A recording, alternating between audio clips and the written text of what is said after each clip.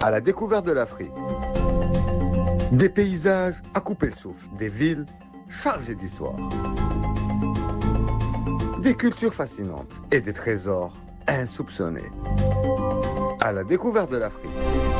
Votre rendez-vous de l'été, réalisé par Amin Zouaoui et présenté par Rania Etrassi, qui vous emmène à la rencontre des plus belles destinations du continent africain. Préparez vos valises, le voyage commence maintenant.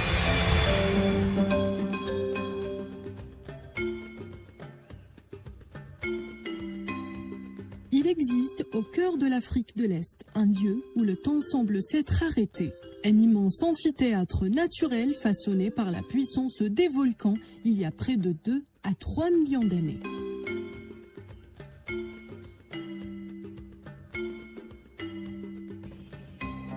Ici, les lions règnent, les éléphants avancent en silence, les rhinocéros noirs trouvent l'un de leurs derniers refuges, tandis que les Maasai perpétuent un mode de vie ancestral. Bienvenue au cratère du Ngorongoro, dans le nord de la Tanzanie. Le Ngorongoro n'est pas un simple cratère volcanique. C'est ce que les géologues appellent une caldeira. Autrefois, un volcan gigantesque dominait cette région. Après une éruption colossale, son sommet s'est effondré sur lui-même, laissant place à une immense cuvette naturelle.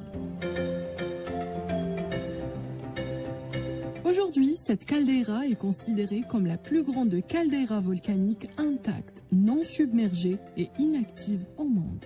Son diamètre atteint près de 20 km et ses parois s'élèvent jusqu'à environ 600 mètres au-dessus de son fond. Depuis la hauteur, le spectacle est saisissant. En contrebas s'étend une mosaïque de prairies, de forêts d'acacias, de marécages et de lacs peu profonds.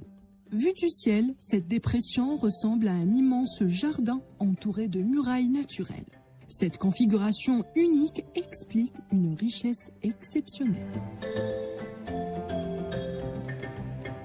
Le cratère abrite en permanence près de 25 000 grands animaux. Les herbivores y trouvent de l'eau et des pâturages toute l'année, attirant naturellement les prédateurs. Peu d'endroits en Afrique offrent une telle concentration de faune sauvage sur un espace relativement réduit. Au lever du soleil, les lions partent en chasse.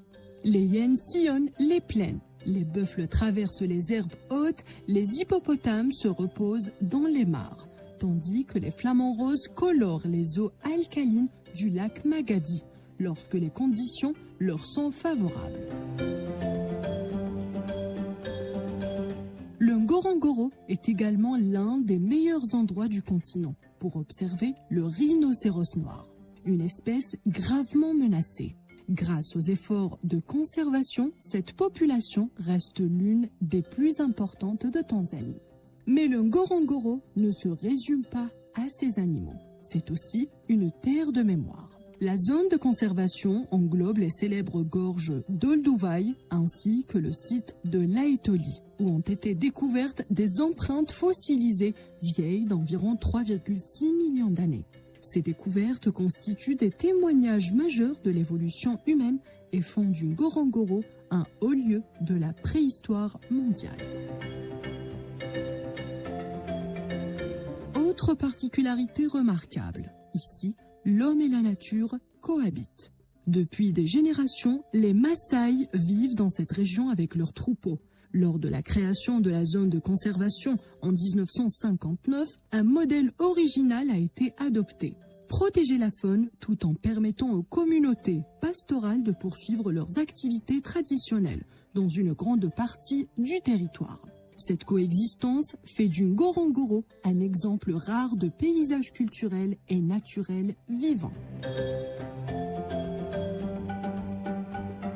Cette richesse exceptionnelle a conduit l'UNESCO à inscrire la zone de conservation du Ngorongoro sur la liste du patrimoine mondial en 1979. En 2010, le site a également été reconnu pour sa valeur culturelle. en plus de son importance naturelle, soulignant son caractère unique à l'échelle de la planète.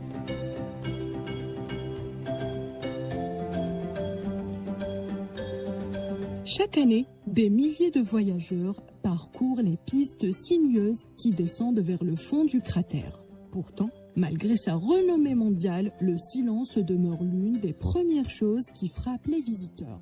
Un silence seulement interrompu par le rugissement d'un lion, le barrissement d'un éléphant ou le cri d'une grue couronnée. Le Ngorongoro rappelle que l'Afrique est aussi le continent des grands équilibres. Entre volcans et savanes, entre histoire de l'humanité et vie sauvage, entre traditions ancestrales et protection de la biodiversité. Un lieu où la Terre raconte à ciel ouvert plusieurs millions d'années d'histoire. Notre voyage s'achève ici. Merci de nous avoir accompagnés. Rendez-vous très bientôt pour une nouvelle escale au cœur de l'Afrique. C'était Rania Etrassi, votre guide à la découverte de l'Afrique, parce que les plus beaux voyages commencent souvent tout près de chez nous.